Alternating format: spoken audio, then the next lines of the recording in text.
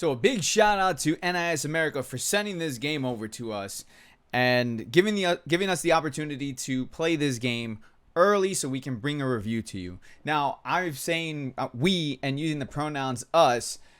Why am I doing that? Well, because there is a new member to the Gotians Games family, and that is Xellos, who's happily going to be helping me to do reviews on video games for you guys, and I'm super excited to have him aboard, being able to do this and help me out, because it's a lot of games to cover and only one of me. Now there's two of us, so hopefully we can continue to grow moving forward. And Xellos, welcome to the family. He's gonna go ahead and take over from here to give you guys a early review, non-spoiler early review of Alliance Alive HD Remaster. I do want to mention that the HD Remaster is available, or will be available, on the PS4 and Nintendo Switch, and soon on PC. It's a remaster of a game that got released on the 3DS, and as he goes and tells his review, I will go ahead and put some gameplay footage that he captured, as well as gameplay footage comparing the 3DS version and the Nintendo Switch version. We got the copy of the game on PS4, so take that into consideration. There are a little bit of differences between the PS4 and the Switch. Nothing major as far as gameplay goes. The differences would be just the way that the game looks. I did mention to Xellos when he sent me some of the footage for the game that you could tell that there's an outline on the character that just it looks a little weird on a PS4. If you're playing on a Nintendo Switch in dock mode, then you don't notice it, and it looks really good on the dock mode.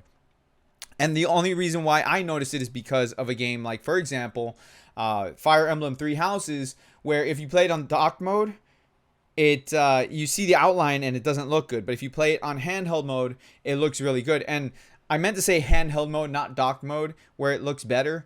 So handheld mode, this game obviously will look better because it came from a handheld moving to a handheld. But the game has been fully remastered and fully rendered in HD, and it looks fantastic. Without further ado, we're going to play the intro. Xellos will take it away.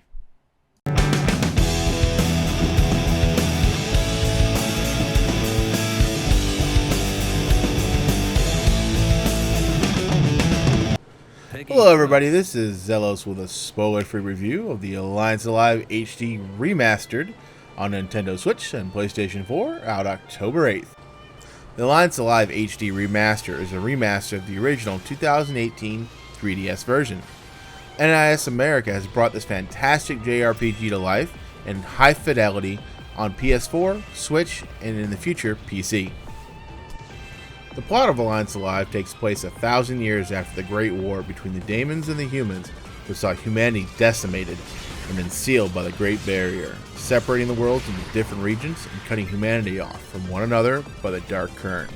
Since then, the Daemons have ruled over humanity with the aid of the Beastmen. However, humanity continues to rebel against the oppressive rule of the Daemons. The game starts off with two of our main characters, introduce us to the Rain Country and the resistance group, the Night Ravens, and their struggle with the Daemons' occupation of their country. This kicks off our hero's journey to bring back the blue skies to humanity and out from under the Daemons' rule. The Alliance Alive features no voice acting, but instead focuses on a compelling written dialogue and accompanying music. Paired with the action on the screen, this gives a fully fleshed out and immersive story throughout the length of the game. As I played through, I found myself many times just wanting to play a bit more. Wanted to see what was going to come next in the story, or what was going to happen with the interactions of the core 9 characters. Speaking of the core 9, this game has 9 main characters, with the ability to recruit optional characters as you progress through the story. With the storytelling and character development in the Alliance Alive, each character feels genuine and unique, and the character interactions have a depth to them that make each one feel like a real person. The Alliance Alive has a beautiful art style, as well as blending classic RPG character designs and sprites with beautiful environments. This is similar to The Legend of Legacy, which was also by much of the same staff as the team that did Alliance Alive. Even after 30 hours of gameplay, the game continues to look just as beautiful and immersive as when I first booted it up. Alliance Alive forgoes the conventional leveling system and instead offers random HP and SP gains through battle, as well as an expansive talent system which includes weapons and party effects. They also offer a 2x and 4x battle speed. This will allow you to move the action at a faster pace, as battles can be numerous and at times drawn out. There are 8 different weapon types offered in the game: swords, greatswords, axes, spears, staffs, bows, unarmed, and shields, as well as a character-specific weapon, cannons. Each weapon offers something different in its ability toolkit. Swords, for example, are well-rounded weapons, while greatswords and axes can offer a high damage but have a higher cost of SP for abilities and lower chances to hit.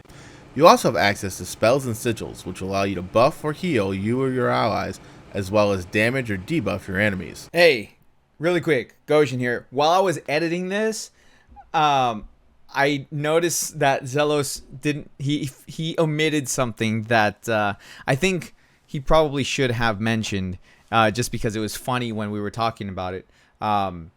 So while he was playing through the game, he all of a sudden messages me. He's saying that he had trouble on this one boss. He got stuck on this boss for a while because apparently the game, typical to JRPG fashion, has a big jump in difficulty spikes in certain parts of the game.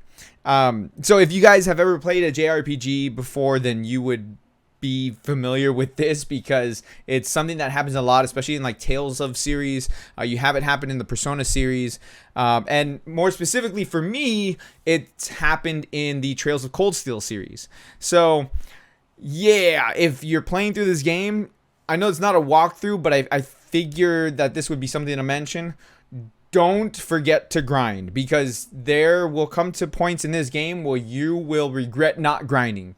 Some games throw that massive curveball at you because they get it that you as a player, you're getting comfortable with whatever it is that there is, and then all of a sudden they flip a switch and boom, the game is difficult, or this boss can't be defeated in the conventional way that you've been defeating the previous bosses. Now you have to actually think outside the box and strategize on how to defeat that said boss moving forward. So take that into consideration when you're playing through this game. There is a massive difficulty spike that happens, and it'll start making you think of different ways to beat the boss, specifically using the different tactics that are available to you in the game that maybe you didn't use before, maybe you just kind of overlooked, which I do that at times. I'll get so used to just plowing through enemies and bosses, and then all of a sudden I get to this boss and boom, now I'm like up against the ropes, and I'm like, damn man, everything else was so easy at this point up until this boss. So just keep that in mind when you're playing through this game.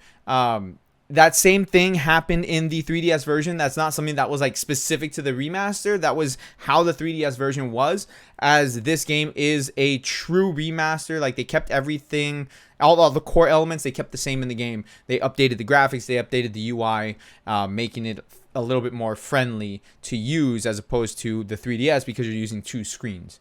So I just wanted to mention that really quick. Xellos, back to you. This expansive collection of arts, abilities, and spells give the gameplay depth and offer strategic elements to the combat. There's also the ability and move talents.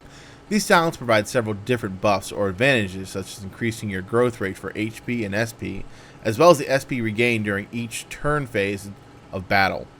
You can also get talents that allow you to get more money from what you sell to the NPCs, as well as discounts from the shops, as well as many other benefits. With such a plethora of options for each character, no 2 character builds will be the same, allowing you to customize your characters the way you want. As you progress through the game, you will encounter the guilds. There are 5 guilds in total: the Cynomancy Guild, the Recon Guild, the Blacksmith Guild, the Library Guild, and the Tactics Guild. Each one of these guilds offers something different to the game and become more important as you progress, allowing you to research weapons, armors, sigils, spells, formations, and tactics, as well as items. Recruiting NPCs becomes key for your guilds and allows you to level them up. This expands the features and allows you to unlock more research, i.e. armor, weapons, sigils, and or formations, just to name a few. As you continue to raise each guild's level, more will become available. One of the last things I want to talk to you about are going to be the vehicles you will gain access to as you play through the game. Your first one will be the Ornithopter. This is very similar to bird's wings and will allow you to glide from higher elevations using the flap mechanic to extend your glides. The second vehicle you get is called the Swan Song. This is Tiggy's power suit, which she uses in battle, but don't let the name fool you. This power suit looks like a yellow rubber ducky. but it will allow you to enter the lava areas as you proceed through the story. The last few vehicles you'll get will allow you to traverse the rest of the world and gain multiple benefits. However, with the last 3 vehicles being behind story plot points, I don't want to spoil that for you as this is a spoiler-free review. After almost 30 hours of gameplay, I feel like I'm only a little bit past the halfway point of this game, and depending on how much I want to accomplish or grind in this game, I could easily spend another 30 hours. With that being said, there is also a new game plus feature that is added after the story after you beat it the first time, giving more replay value to the game. The Alliance Alive is a beautiful, fun, and immersive game that I wish I had not missed upon its original release, and I'm glad I got a second chance thanks to NIS America. If you're looking for an immersive story and gameplay experience or just a classic JRPG experience, then you have to give Alliance Alive HD Remastered a shot. Trust me, I think you're going to like it. This is Xellos. See you next time.